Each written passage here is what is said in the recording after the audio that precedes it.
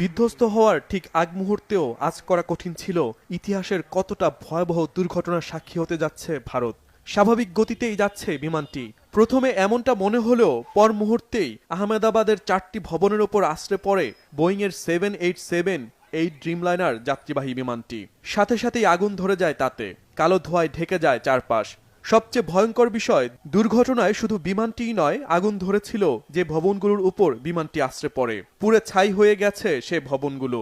শুধু তাই নয়, ছাই হয়ে গেছে আশেপাশের যানবাহনগুলো। ভারত সরকার জানিয়েছে বিমানটি আহমেদাবাদের যে 4টি ভবনের উপর আছড়ে পড়ে তার সবগুলোই একটি মেডিকেল কলেজের হোস্টেল। সেখানে এমবিবিএস শিক্ষার্থী থাকত। ফলে ভয়াবহ এই দুর্ঘটনায় কেবল বিমানের হতভাগ্য 242 আরোহী নয়, দুর্ভাগ্যক্রমে হতাহত হয়েছে ওই 4টি ভবনের অধিবাসীরাও। সৌভাগ্যক্রমে বিমান দুর্ঘটনায় বেঁচে গেছেন 40 বছর বয়সী বিশ্বাস কুমার রমেশ। আহমেদাবাদে এয়ার ইন্ডিয়া দুর্ঘটনায় একমাত্র নিশ্চিত জীবিত তিনি।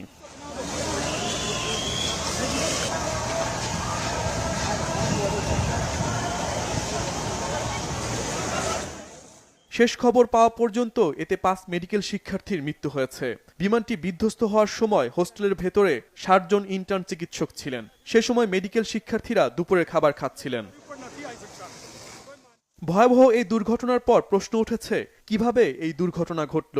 এটি কি পাইলটের ভুলে নাকি বিমানেই কোনো ত্রুটি ছিল? আবারও কেন সামনে চলে এসেছে বোয়িংয়ের নিরাপত্তা ইস্যু? ভারত কর্তৃপক্ষ জানিয়েছে বোয়িংয়ের 787-8 ড্রিমলাইনার বিমানটি স্থানীয় সময় দুপুর 1টা 38 মিনিটে আহমেদাবাদ বিমানবন্দর থেকে ব্রিটেনের গ্যাটউইক বিমানবন্দরের উদ্দেশ্যে রওনা করে। তবে রানওয়ে ছাড়ার 1 মিনিটের কম সময়ের মধ্যে এয়ার ট্রাফিক কন্ট্রোলে জরুরি সংকেত পাঠান পাইলট। কিন্তু বিমানের সাথে যোগাযোগের চেষ্টা করেও আর কোনো জবাব পাওয়া যায়নি। পর মুহূর্তেই বিমান বিধ্বস্তের খবর পায় কর্তৃপক্ষ। ভারতের এয়ারলাইন্স কর্তৃপক্ষ জানিয়েছে খুব বেশি দূর নয়, মাত্র 625 ফুট উপরে বিমানটি উঠতে পেরেছিল। প্রত্যক্ষদর্শীরা জানিয়েছে বিমানটি আছড়ে পড়ার পরই বিকট শব্দে বিস্ফোরণ ঘটে ও আগুন ধরে যায়।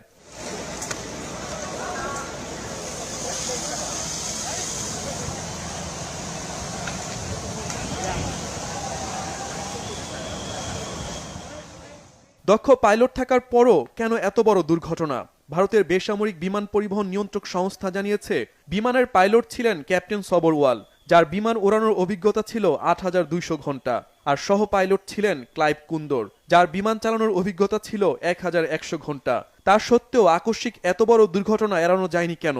এভিয়েশন বিশেষজ্ঞরা বলছেন পাইলটের ভুল, বিমানের ত্রুটি বা পরিবেশগত কারণেও এই দুর্ঘটনা ঘটে থাকতে পারে। তদন্ত শেষ করার আগ পর্যন্ত সঠিকভাবে